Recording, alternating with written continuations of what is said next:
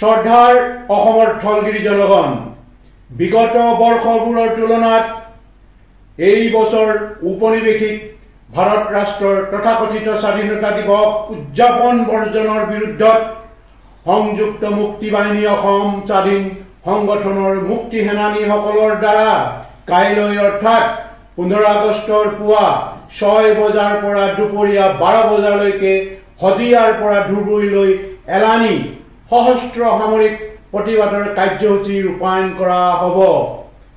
এইহে জাতি ধৰ্ম বৰ্ণ আৰু আবাল বৃদ্ধ বনিতা নিৰ্বিশেষে কাইলৈ তথা 15 আগষ্ট দিনটোত সকলো ধৰণৰ চৰকাৰী বেচৰকাৰী কাৰ্যসূচী ৰাজহুৱা স্থানত সমাগম পৰিহাৰ কৰাৰ উপৰিও পুৱা 6 বজাৰ পৰা দুপৰীয়া 12 বজালৈকে ঘৰৰ চৌহদৰ বাহিৰলৈ নোলাবলৈ শ্ৰদ্ধাপূৰ্ণ আন্তৰিক অনুৰোধ জনালো। উক্ত সামৰিক প্ৰতিবাদৰ সময়ছোৱাত যদি কোনো ব্যক্তি অনাকাংক্ষিত দুৰ্ঘটনাত পতিত হয় তেন্তে তাৰ বাবে সংযুক্ত মুক্তি বাহিনী অসম স্বাধীন সংগঠন দায়ী নহব।